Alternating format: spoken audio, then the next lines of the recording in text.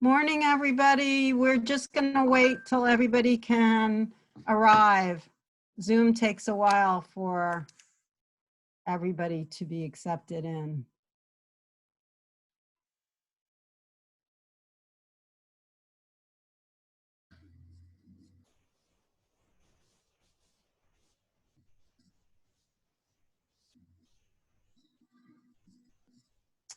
Okay. So good morning. Welcome to the Digital Trade and DataGovHub's world headquarters, where you can see various bikes and our family room. So this is Susan Aronson again, and I'm very pleased to welcome you to today's webinar with Professors Min Zhang and Luca Belli. And we always begin by thanking our sponsors, which this time includes Foundation Getulio Vargas and its law school, and our regular sponsors of the Internet Society, GW, the World Wide Web Foundation, the Institute for International Economic Policy, and others. So we're pleased to have everybody today. And we are going to begin with Professor Belli, who's going to talk about data protection in Brazil.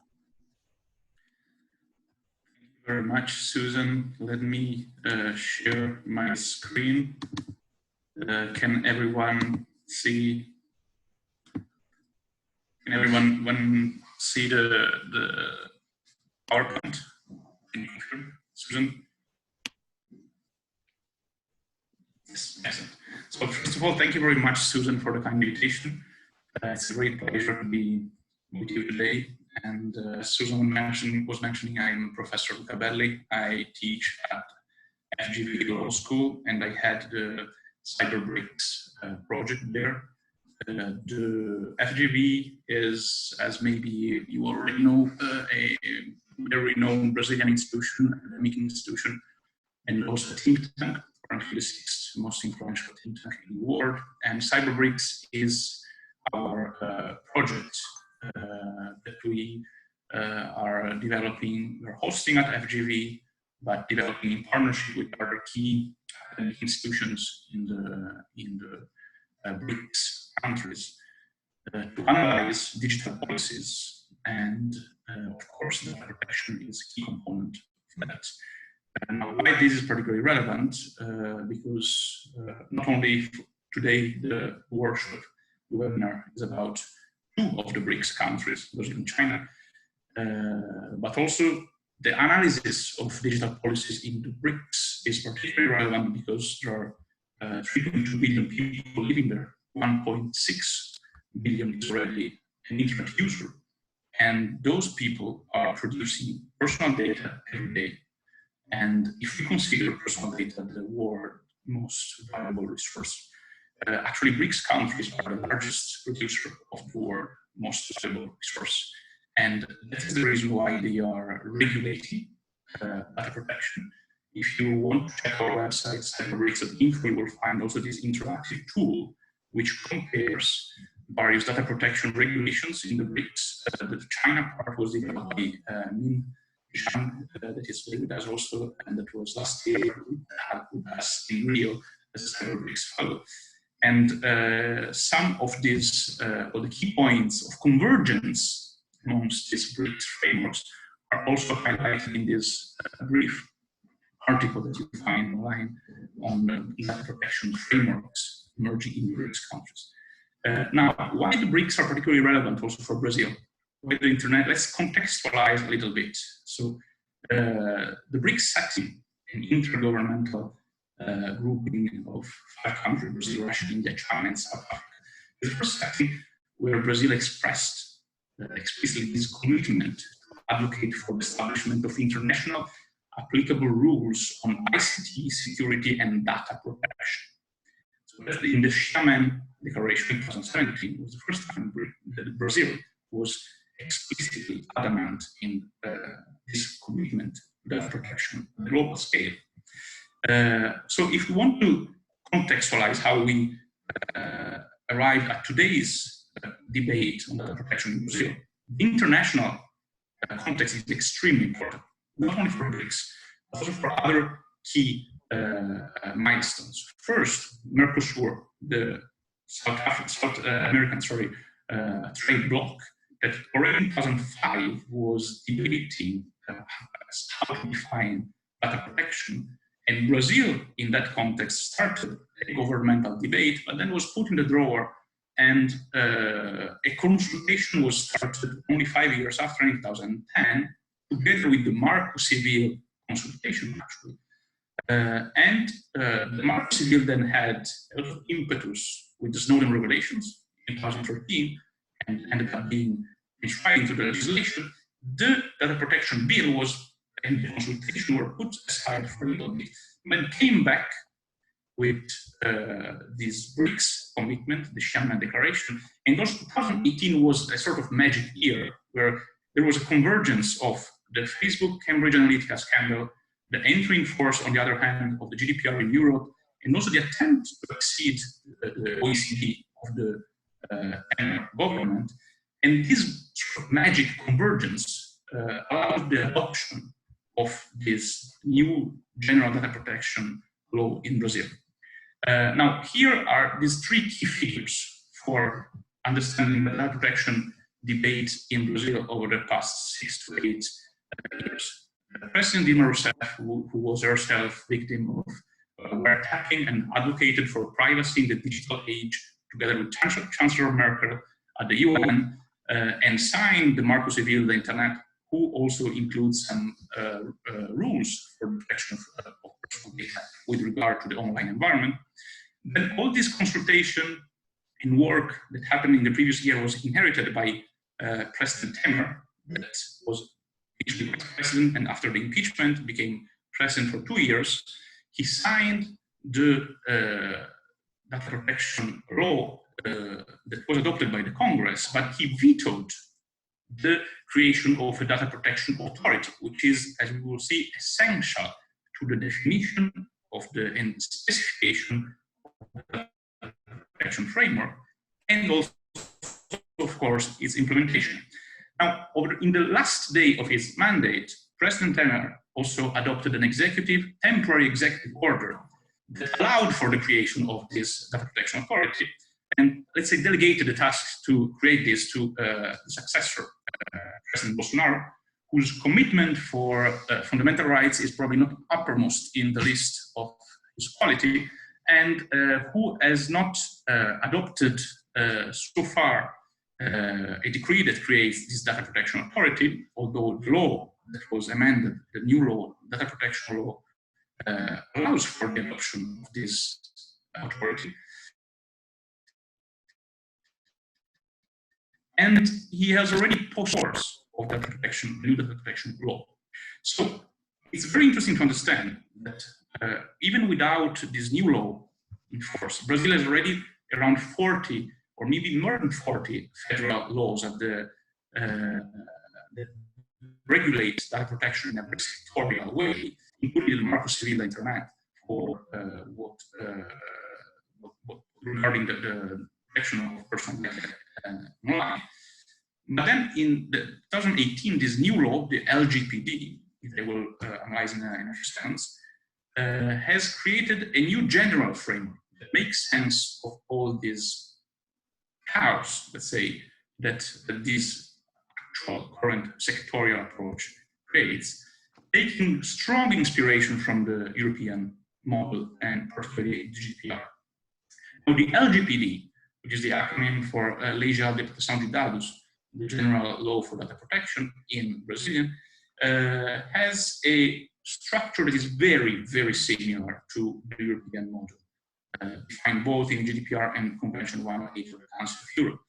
Principles are almost exactly the same: purpose limitation, adequacy, necessity, free access to data for the subject, data quality, transparency, security, non-discrimination, prevention, which is another way of calling data privacy by design, and accountability. Also, the legal grounds are very similar to GDPR. It's maybe a more defined menu of legal basis that allow for processing personal data. Consent is only one of 10. It's very important to stress that consent is one option, then there are other 9, including fulfilling legal obligation, implementing public policies. All these are very similar to the classic, let's say, frameworks around the world. The only true exception is the last one, highlighted in yellow, protection to credits. That is a result of the very intense lobbying of the banking industry during the elaboration of law. It actually allows for the processing of personal data by banking institutions, for instance, for credit scoring purposes, even without consent. But of course, in compliance with the Consumer Protection Code, the demands for transparency for this kind of operations. And rights, also very similar to the GDPR, it also includes some last generation rights, like the right to non-discrimination and review of automatic decision. That is the last one that you see at the bottom of the slide. Right to information on existing processing, access to data, correction of data, data anonymization and portability. Very important, we will see it in a couple of seconds, because the role of the authority, the data protection authority, is key for this. Erasure of personal data, object and the right to object processing and revoke consent. And as I was mentioning, to make sense of all this, that theoretically looks excellent, in practice, it's essential to have a data protection authority, the ANPD, Autoridade Nacional de Proteção de Dados in Brazil. Now, this authority could have been created already since January 2019. It has not been adopted so far, the decree that establishes the creation. So on paper, it exists. In practice, nothing has been done to create it. The law that amended the LGPD, including that provisionally measures that I mentioned, the temporary executive order of President Temer that allowed for the creation of the authority, defined the authority not as an independent body, but as a body that is directly attached to the cabinet of the Brazilian president. So a non-independent body, but that could be transformed in an independent one after 2 years from its inception. And this actually will be essential if Brazil wants to receive adequacy decision from the European Commission and freely transfer data, because the existence of an independent body that regulates is an essential feature to receive adequacy decision. Now, here to finish, I'm just listing some of the most urgent, not even all the tasks that the authority will have to undertake as soon as it is created. Just to let you understand how key is this body is for the implementation of the law. The procedures that allows for data subject to request access to their rights, for instance, they have to be defined by the authority. Without it, there is no definition of the mechanism. Special procedures for startups have to be defined. Anonymization criteria have to be defined. Without them, it is not possible to know what is truly anonymous data or not. Data breach notifications, criteria for data portability, standards, procedure have to be defined by the authority. And also, last but not least, of course, and I think very interesting for the digital trade folks that is hearing this, also the definition of international data transfer criteria. Article 33 to 35 of the LGPD define a mechanism that has to be actually created and overseen by the authority.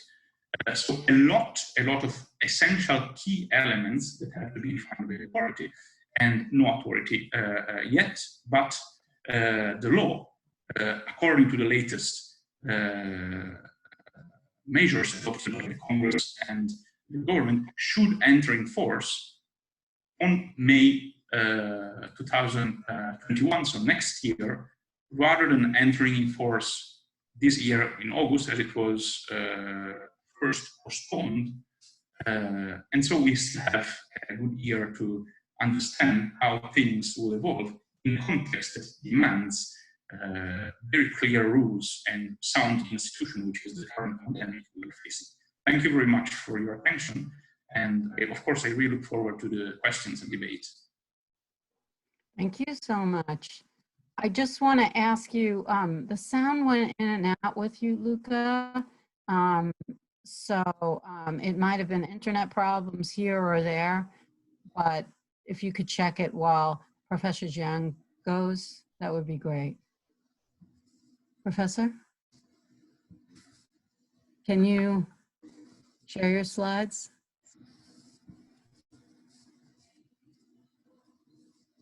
Oop, you're muted.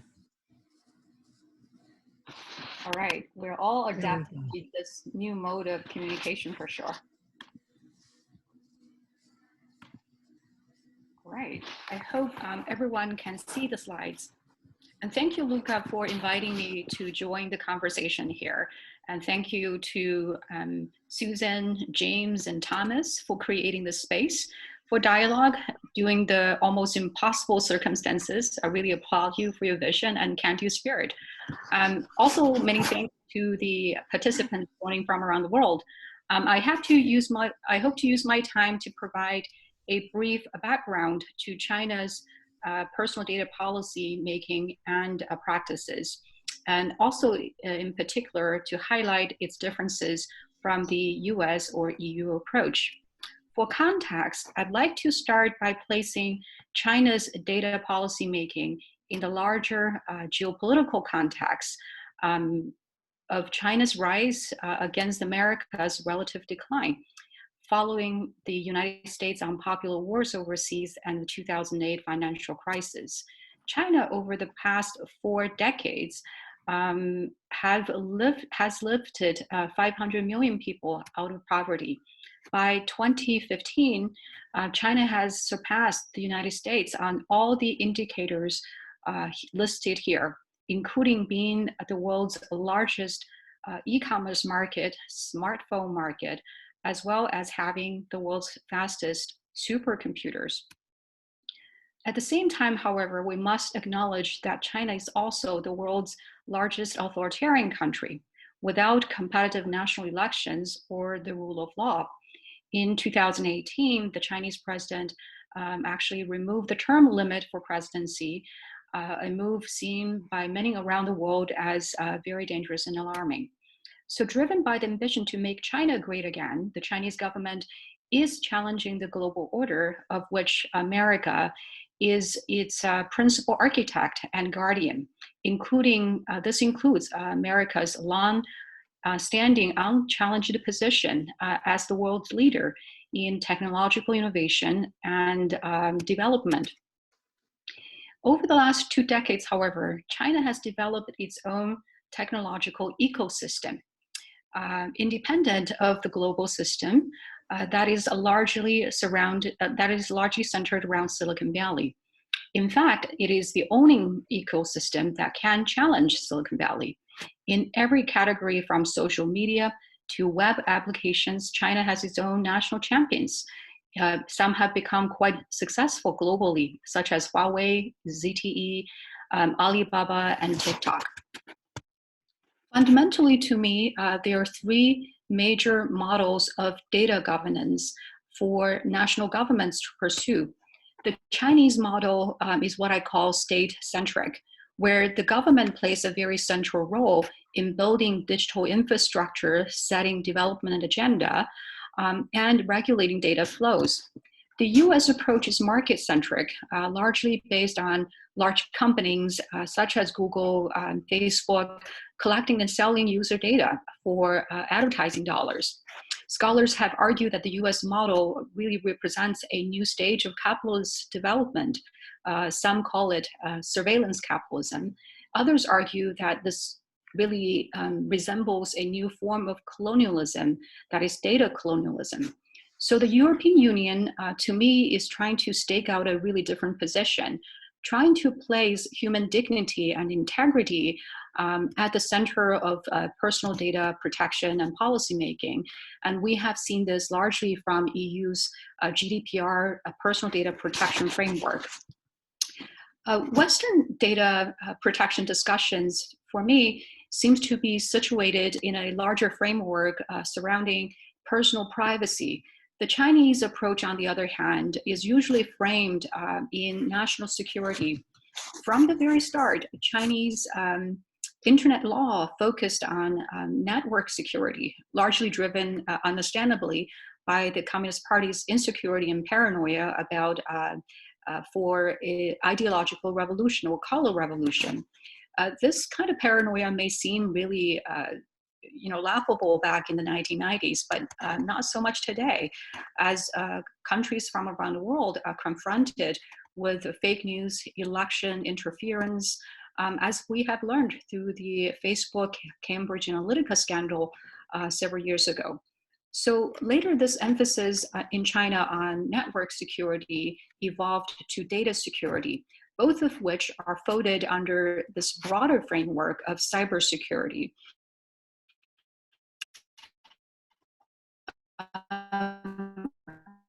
A law that's called a data privacy law or personal data protection law. Instead, we have seen since 2014 a series of moves by the Chinese government to adopt a very ambitious policy stance on data and data security.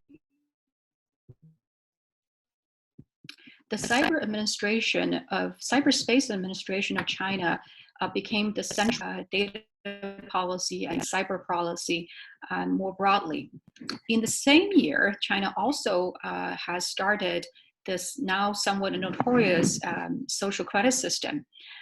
In 2015, really, we have a series of cyber and data development plans, including Internet Plus Plan, One Belt, One Road initiative, and Made in China 2025 initiative. In 2017, the government passed the monumental cybersecurity law of China, along with what's called Personal Information Security Specification, known as China's GDPR. I must note, however, that the specification itself is a technical standard, thus lacking law enforcement power. And perhaps for this very reason, in 2019, last year, the Cyber and Space Administration of China drafted 2 new laws that are under consideration right now. And these 2 laws are to address data security within China, as well as cross-border data flow and security. So as you can tell, China's data policy making in the last 5-6 years has been nothing but systematic and very ambitious. Next, let me say a few words about the key features of China's data policymaking. The number one feature that really, I think, jumps at anyone looking at China's cyber and data policymaking is how this chaotic and very decentralized process has now become more and more centralized, with the Cyberspace Administration of China lying at the center of policymaking. And number two, China's new data policy protection policies really try to be GDPR compatible. On the positive side, I think some of these new laws may provide new legal instruments for the Chinese public to push back on internet companies who have crossed the line.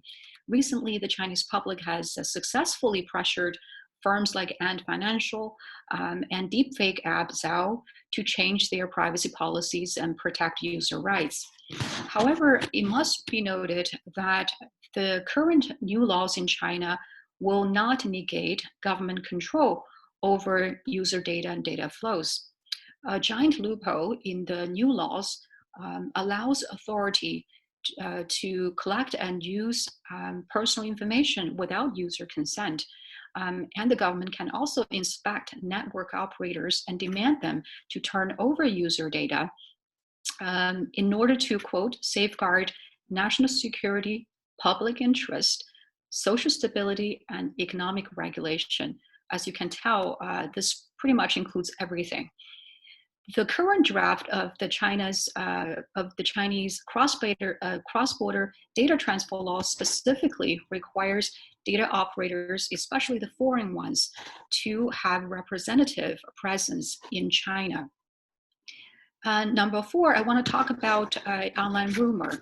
The Chinese legal system now criminalizes online rumor, and stating that individuals who fabricate information and spread false information online can face criminal detention, in severe cases up to 3 to 7 years in prison. As we are in the midst of the pandemic, in this recent COVID-19 case, the Wuhan police actually charged 8 of its residents for spreading misinformation about a new infectious disease and exaggerated the danger. In this case, however, we know the rumor makers were 100% right. And China now is paying a hefty price for failing to control the virus more effectively and more timely early on. The last point I want to make is policy innovations. China has been quite innovative in addressing certain aspects of personal data protection. For example, its specification actually includes a privacy agreement, a template. So to guide actually businesses for compliance, this helps to reduce confusion over what to include and not to include, but also reduces transaction cost. The new data security administrative measures also anticipates a lot of the ongoing challenges and problems we face, such as deepfake. The new laws actually require business to clearly label content as synthetic when generated using AI or deepfake or big data. Increasingly, large amounts of personal data has been used for AI development in China. It's important to remember that just because large data sets are used, it doesn't guarantee or mean that AI technology will be free from bias. Chinese AI, I would argue, will always remain Chinese. Let me provide an example to illustrate the point. In 2017, Tencent's chatbot named QQ Little Eyes on the left, as you can see on the slide, went rogue when asked, "Do you love the Communist Party of China?" It abruptly answered no. When asked, "What's your China dream?" Little Eyes actually answered, "My dream was to go to America." Maybe not right now, but naturally the chatbot was immediately deleted from Chinese social media for the bugs to be fixed. So it's important, I think, to keep in mind technologies, as we know, are man-made and can always be modified to reinforce the prevailing ideologies and political and economic logics of its environment. Let me end my talk here on this slide on data and taxation. The topic may not seem very central, but I would argue it is. This data shows, we know that Amazon, $1 trillion tech giant, literally paid $0 in federal tax in 2018, while the Chinese, its Chinese counterpart, Alibaba, paid $7 billion in taxes. Of course, that includes all kinds of taxes, and including, for example, corporate income tax, value-added tax, business tax, land appreciation tax, so on and so forth. My point here is that we can have all sorts of policies to protect and better protect user data and privacy. They're all very important, yet I think we should and could do more in the United States in particular to distribute the gains of all kinds of technological innovation. I believe the Amazonization of our digital economy is too extreme and winner take all. That is unlikely to be sustainable in the long term. So, so far I've shared some thoughts of what I think might be interesting about China's personal data policymaking and data policymaking in general. I look forward to our conversations through the Q&A. Thank you.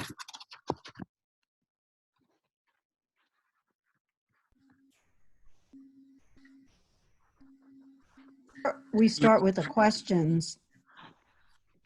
So I've got to be unmuted. Okay, there we go. Before we start with the questions, did you want to make any comments on each other's presentations?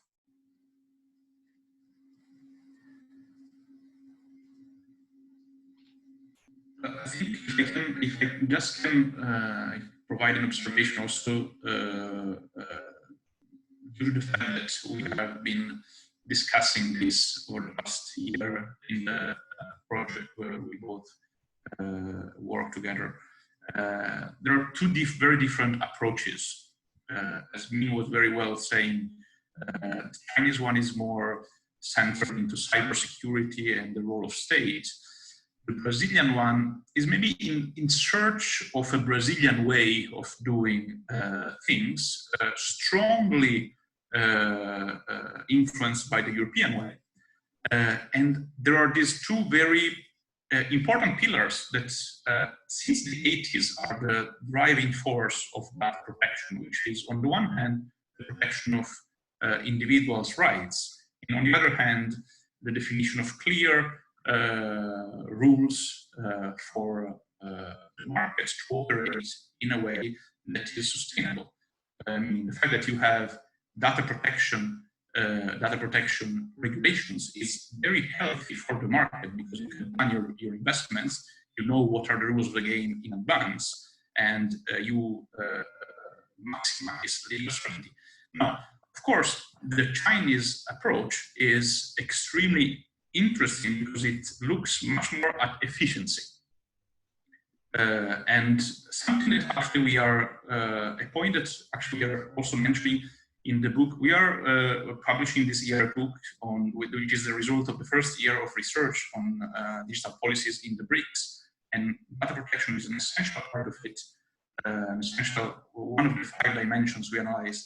And what is very interesting is also that the Chinese model, looking a lot at efficiency, overcomes some of the very almost impossible to overcome burdens that countries are now creating data protection like Brazil are facing. And I think this is the reason why Brazil is also, the main reason why Brazil is postponing the law is that no one is prepared to, there is no data protection culture like in Europe where there are legislation since 30, 40, 50 years. So in a country where that personal data are harvested on a regular basis, if you go to a pharmacy or a convenience store, the first thing that is asked to you before the money is your unique identifier number, so that a profile can be built on you. For discounts, of course, but the goal is to analyze what you are purchasing in order to then create a profile and selling it, right? So that is the context. And in this context, where no one considers data protection as something, nobody understands the real value of data protection in the general population, I'm speaking, not the policy wonks. One wants to introduce a very sophisticated framework that is the effort of 30, 40, 50 years of jurisprudence and policy making in Europe. Now, the Chinese, I think, have understood that if you want to have this kind of regulation, you have to look at things in a different way. And for instance, a very interesting thing that there is in the Chinese standard is a model for policy, for privacy policies for entities, institutions that provides you a suggestion, a model on how to do your privacy policy. Try to imagine how Brazilian businesses and administrations could develop privacy policies that are compatible with an extremely burdensome regulation that they don't even know exist, and how this could work in practice. Now, of course, if one wants to have a sustainable digital ecosystem, data protection is essential, but one cannot think that it magically happens overnight simply because you have the law and one day you create an authority. I don't think, I mean, in this way, from this perspective, the Chinese very pragmatic and efficiency-oriented approach is much more efficient. Now, the problem is that how do you merge such efficiency but also the need for full respect of human rights, and that is the challenge. And that is the challenge that I think Brazil is a very interesting case study, because it's the first very big country that is in this situation, but all developing countries willing to introduce that protection will face the same struggles. Thank you. Professor Zhang? This conversation really is a continuation of what we have been talking about over last year, right? In Brazil, we've had numerous actually meetings and conferences talking about these similarities and differences. Chinese case is interesting in the sense that it's trying to seek some sort of like third way, right? Between what is has been almost imposed by GDPR, European Union, on everyone else, and the US approach, which really offers very little protection until very recently. We see the California, privacy law that is going into effect. So I think China is trying to seek a middle ground and being, as Luca argues, being pragmatic in the process. There's a lot of concern for data privacy in China. We have, I believe, since the early 2000s actually, Chinese legal scholars have been calling for specific laws to provide privacy protection for data subjects in China, and never has really materialized. And now this conversation is becoming more urgent because actually GDPR is going into effect, and China has to offer its own response to this. And China has studied this, for example, as an observer for the APEC, right? APEC has its own sort of a data, cross-border data regulations. And China felt, really America's approach was really providing almost minimal protection in that framework, and doesn't, agree with the U.S. approach. On the other hand, it has some concerns for the EU approach, right? And that's why I argued that China has this set of like really elaborate laws, and now so many administrative agencies are involved in making digital, and data laws regarding actually under the big umbrella of cybersecurity law in China. So a lot of agencies are involved, but there's definitely coordination from the very top to think through these different strategies in a more systematic manner, and trying to offer something that is, as Luca argues, pragmatic and that can be actually implemented. I'm not entirely sure how pragmatic it is to actually require all the network operators that collect data from Chinese subjects, either inside China or outside China, to actually send a representative, right? A legal person, a legal representation inside China. But that's China's way of, addressing this problem of data localization. Okay, thank you so much for those comments. Our first questions actually relate to data localization and data protection. And so the first question is, does Brazil have location requirements for data storage? So it's directed to me. So there is, can you hear me? Yes? Can you hear me, right? Are you hearing me?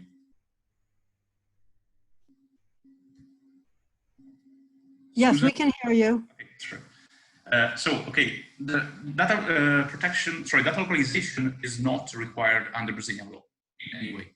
There have been discussions about this over the past years, but it is not something that Brazil is requesting or explicitly including legislation, as for instance, other BRICS countries like Russia, China, or India, maybe India, to some extent, are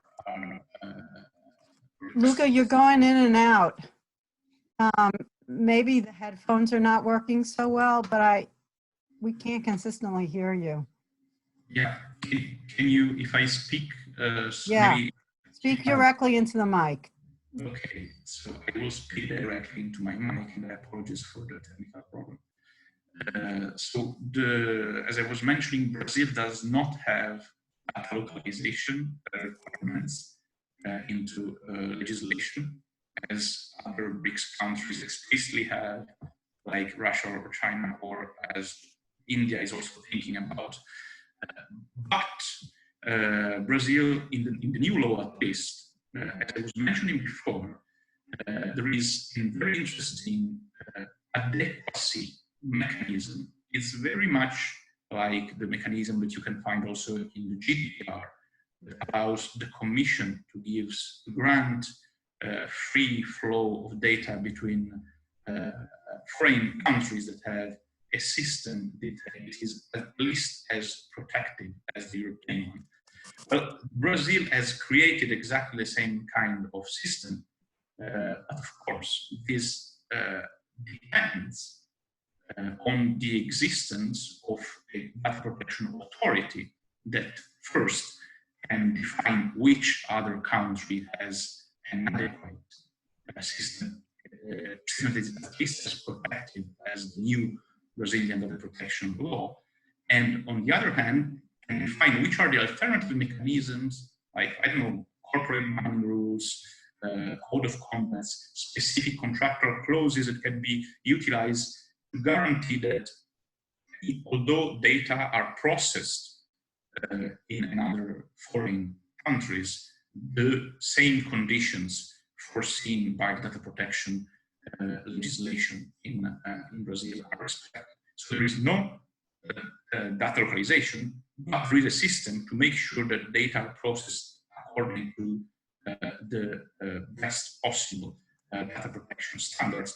But these systems depends on the creation of authority. Okay. I encourage other questions, and as we wait for them, I'll ask one to each of you. So let me begin by asking one of the tenets of internet governance, as you know, is that privacy protection should be interoperable. And that concept somehow has gotten lost. And Luca, with your point about Brazil taking a similar approach to the EU in its trade agreements, if you have an adequate system of data protection, there will be free flow of data across borders. That is the tenet that they're saying is a bottom line. You can't have free flow without some adequate system of personal data protection. Okay. But what about the concept of interoperability? Is Brazil saying the system of privacy protections needs to be more interoperable among its trading partners? And what is China doing to promote interoperability of privacy regimes? I mean, this is a very interesting question, and actually it's a point that I also briefly explored in that article on the emergence of data protection frameworks in the BRICS countries that I mentioned, and also in the book that we are publishing this year. And actually what one is witnessing is amongst BRICS countries, at least, is a sort of enhanced cooperation, if we want to utilize an internet governance term, that leads to, in spite of the existence of a formal agreement, there is no formal treaty on data protection. There is also declarations committing to advocating jointly for data protection, which is a very elastic commitment. But due to the willingness to create a synergy within the bloc on the one hand, and of course the global events, especially the 2018 events that I mentioned, the entering force of GDPR has been sending shockwaves around the globe, and a wake-up call that if you do not have data protection, you are not able to face scandals like Cambridge Analytica and Facebook on one hand. On the other hand, if you don't have data protection regulation, you cannot trade with the EU, which is a very succulent market because it's 500 million most rich consumers on Earth. But on the other hand, as I was mentioning in the very beginning of the presentation, BRICS potential consumers.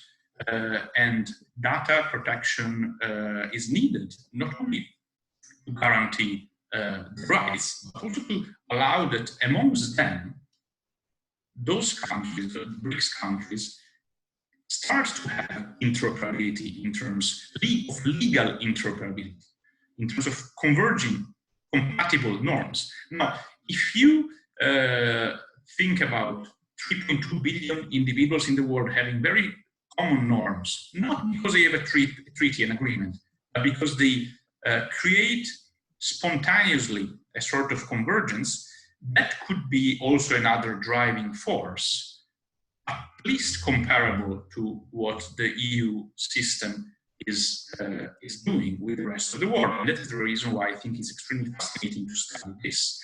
And I hope the research we develop will also trigger more research on this. And that is my part of the reply. I'm sure Min has an excellent part as well.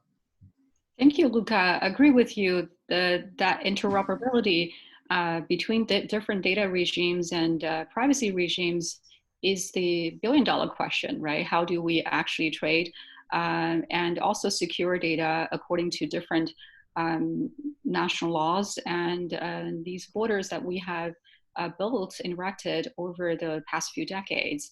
It's not an easy question, but I think Luca was right in mentioning that different data regimes are also sort of, improvising as they can, responding to their environment. One of the big factor is the GDPR that has been introduced and almost imposed on the rest of the world, because you cannot ignore EU as an important trading partner, the same way you wouldn't ignore the United States or China. So how these big countries and so-called data-rich countries are going to reconcile their differences, I think, is really critical going forward. Luca is also right that, in terms of thinking about these countries, and especially the BRICS countries, right, that they are trading quite a bit with each other and also have a lot of shared, I think, concerns that are different from EU and different from the United States, that they might find commonality to do something different. But we are seeing this trend in all kinds of different kind of blocks. For example, OECD, they're considering, digital tax, for example, under that framework. And there has also been proposal to consider, why don't we have a world or data organization that that can reconcile these differences across borders. And so there must be some sort of mechanism for all these countries to figure out how to become interoperable. But I think we're already seeing the initial, steps taken in that direction from, I think our discussions, and other participants might also, offer suggestions and as to the way forward. But I really think it's already happening. Okay, we have an interesting question here. So GDPR, may I start again?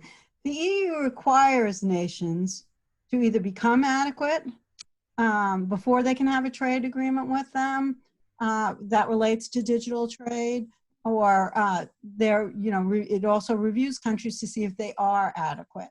And some say that this is little more than a performance requirement, because the EU itself has struggled to actually implement GDPR at the national level and EU-wide level. And so this person is asking, are there any incentives to actually implement the law? An example of an incentive might be capacity building. And then this person also asked, very interestingly, do they actually want to be adequate? Do you want to go first, Professor Jiang? Sure. I think there are sort of, these questions are converging on the theme of what can be done in reality instead of on paper. And this is a very difficult question when it comes to implementation. As I mentioned, China is adopting an approach, sort of a re-territorialization, right? Asking foreign representatives to send legal representation and, sort of on Chinese territory, so that the Chinese laws would apply to them. So that's sort of Chinese answer to this question. working, with the GDPR framework. As I mentioned, that the Chinese laws currently have different layers, right? At the very top, you have cybersecurity law that is supreme in the Chinese context. Under that, you have these new laws that are being drafted to address questions of data security, both within inside China and outside China for cross-border data transfer. I think it's a wait and see period, right, for people around the world to see how GDPR is being implemented in EU itself. From what I could tell, EU has its own, problems implementing its own rules. One of the, I think, the strength of GDPR is because of the enforcement mechanism, right? It carries hefty fines if you violate these rules. But you also have countries like Ireland, which has for a very long time served as a loophole for big giant corporations to evade taxes. If Ireland is not complying with the GDPR rule in EU itself, how do you make it effective, right? And so for GDPR to be effective, I think the EU must adopt a really united front, but it's really, really difficult because all these individual countries can also adopt and draft and pass different laws that reasonably provide exceptions to probably GDPR rules as well. And Luca might have something else to add as well here. I think I totally agree with regards to the fact that GDPR is playing a fundamental role in pushing other countries in the adoption of protection frameworks. Actually, it's not really a novelty of GDPR. In many developing countries, data protection regulations have been adopted over the past decades simply to facilitate commerce with the European Union. So it's this market incentive to adopt a regulation in order to facilitate trade is something that has been present even before GDPR. GDPR makes it more urgent because of the fines. Again, I concur with Min's assessment. Is the only reason why now everyone is scared about GDPR, and everyone speaks about GDPR since 3 years, is because there are very hefty fines in case of non-compliance. Now, yes, everyone, at least in policy circles, speaks about it. But then now we come back to the previous part of the question, which is it effective? The fact that we have legislation, inequality, and fines, does it mean that the entities that have to comply with it? Does it mean that people know about the existence of their rights? Does it mean that the reality corresponds to what is defined in the law? I think the clear answer is no, even in countries that, as I was mentioning before, have decades of experience in data protection. And this is precisely why I think the Chinese approach is fascinating to analyze, because it starts exactly from that consideration. How do you introduce a regulation that nobody knows and everyone has to comply with in a developing country that does not have neither the culture nor the institutional organization to comply with it? Brazil is in that struggle. But the Brazilian Congress has created a law, which is a very good law, a very good starting point, at least if it is well implemented and defined, specified by a still non-existing authority. But again, even if you have a nice law and a nice authority, then you have 200 million people that have to be aware of it, and millions of entities that have to comply with it. And if they are totally unaware of it, and even when they know that it exists, it's impossible to find a lawyer that tells you how to do compliance properly because no one is trained to it, then you find yourself in a sort of policy nightmare, because on the one hand, you have very stringent obligations. On the other hand, no one understands how to comply with it. And so you really do not know how to implement things concretely. And this is the reason why I think the Chinese approach, providing a model a model policy in the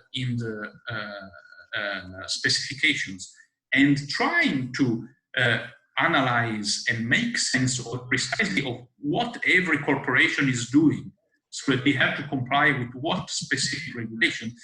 It's a very interesting way of implementing regulation. I'm actually drafting a paper on this, and it's a third way, if you want, of implementation, which is not market-driven. It does not rely on creating a nice regulator that will solve all problems, but actually creates a sort of mix of it, with the state having a proactive role in telling you how to do things and controlling that you do things properly. Again, the great challenge, well, if that is not already a great challenge enough, is then also to make this compliant with fundamental rights, which we know is an essential point of the protection, but not always easy to encapsulate into the protections and institutions. Here is a question for Professor Joan. So while China's active in the WTO negotiations, what evidence do we have that China is trying to socialize or export its data governance regime abroad? And what are the implications of this for internet governance? Thank you for the question, really fascinating question about the potential of China exporting its data governance models overseas. One of the things I think China has been doing, interestingly, is actually forming international alliances, right, across different dimensions. You have China really playing a very active role in the BRICS countries. China is also very active in, being a member of the APEC.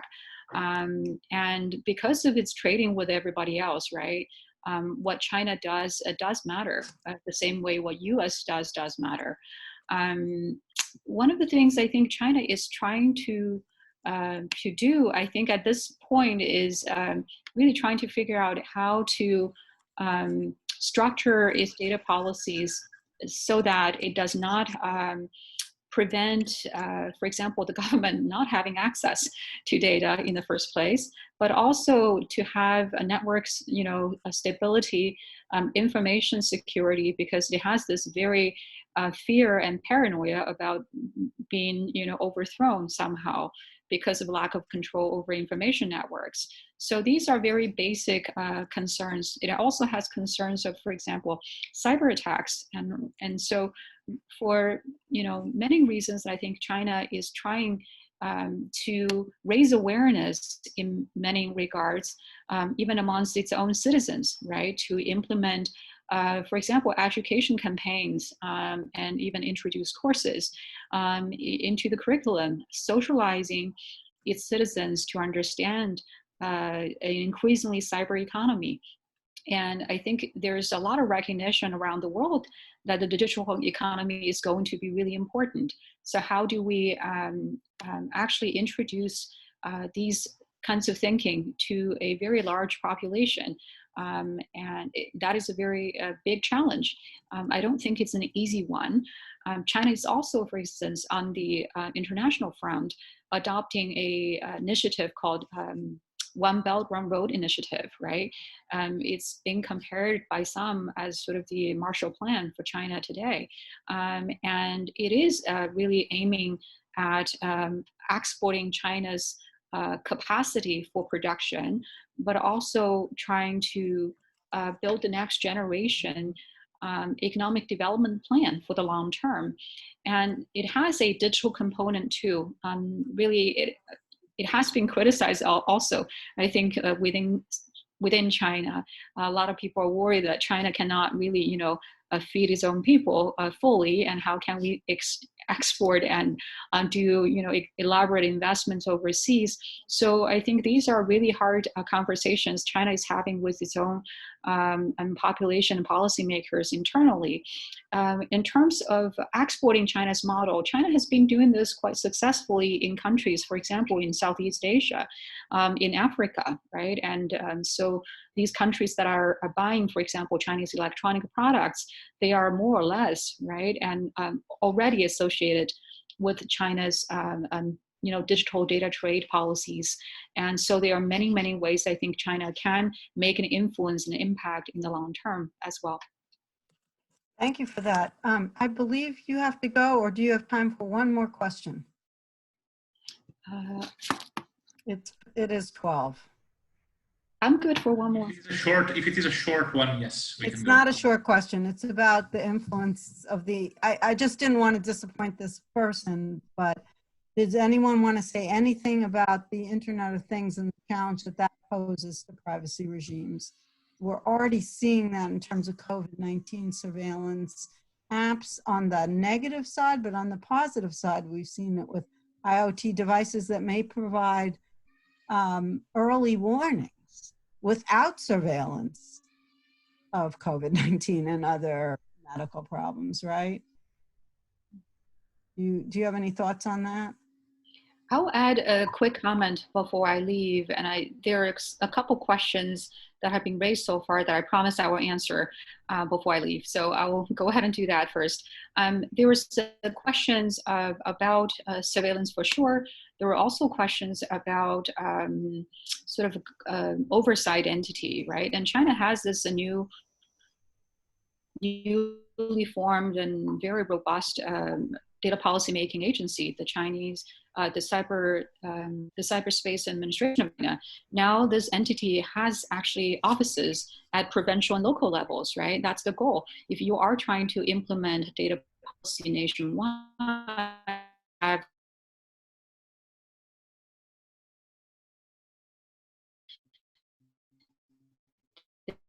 then you must have the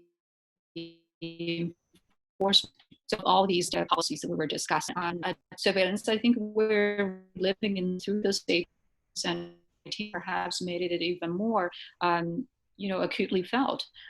Countries like South Korea and even China are looking at adopting even more elaborate surveillance technologies, and there's got to be a public conversation as to when do we stop that surveillance, right? And I think this is an internal conversation.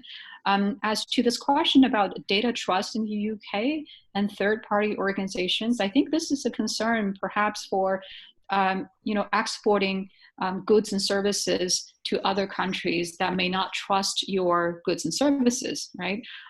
We have seen this conflict between China and US flaring up, frequently as part of the trade talks and trade negotiations.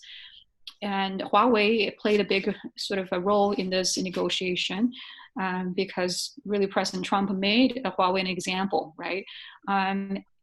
What I think might work in the future is the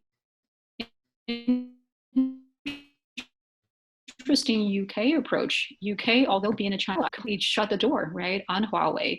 What it does is to agree Huawei to be a supplier of network equipments in the UK with a market cap. But it also requests access to Huawei's equipment for inspection, right? If you can have access to inspection, you can also study its technology. That's not a terrible idea. And also it tries to make sure some of the equipments Huawei provides to its market are so-called peripheral, right? Not the central ones and not the core technology parts for its 5G network.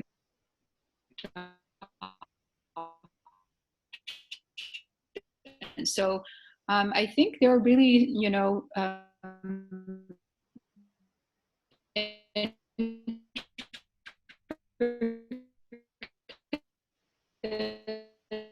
various issues, different countries have adopted think one has to remember that China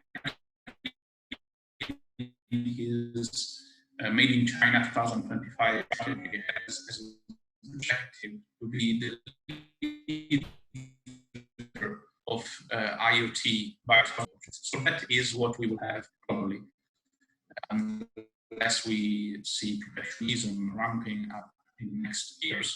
In 5 years, we will have probably a strong majority of connected devices that we produced in China and of Chinese origins. Now, how do we combine this with data protection and the rights, of course, that, for instance, LGBT, the Brazilian law, or GDPR provide to individuals? Now, let me provide you a very concrete example to finish. If you have the right to have clear, understandable, complete information on the data processing, which is something that both GDPR and LGBT